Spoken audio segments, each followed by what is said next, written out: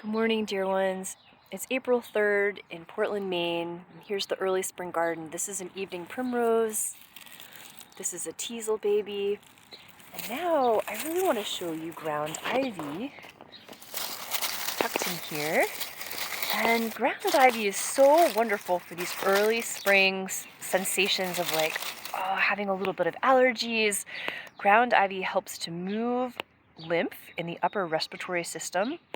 So moving congestion along so that it drains beautifully and doesn't remain stuck and stagnant and cause an infection.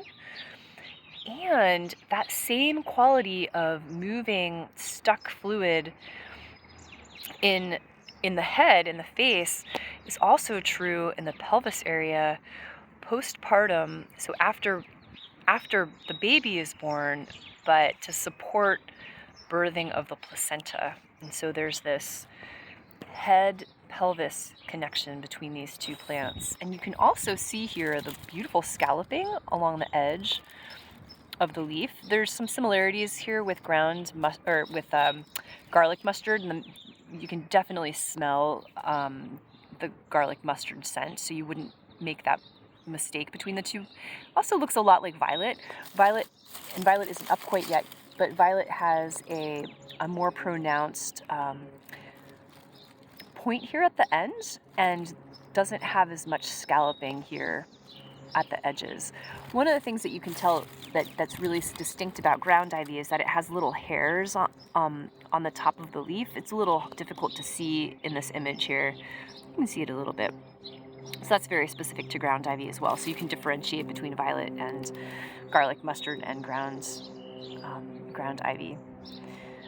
So just to say, it really does look like a little brain, doesn't it?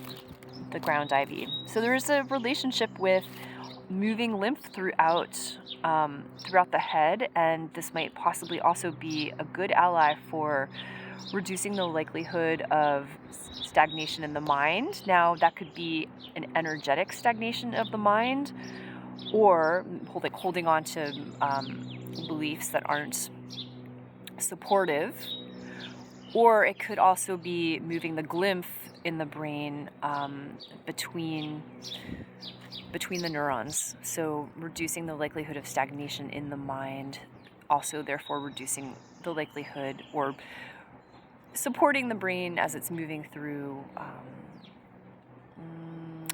so that Alzheimer's is less likely, or dementia, I would say. And speaking of violet, I'm just noticing here this, which is the beginning of violets, once before the leaves and flowers emerge.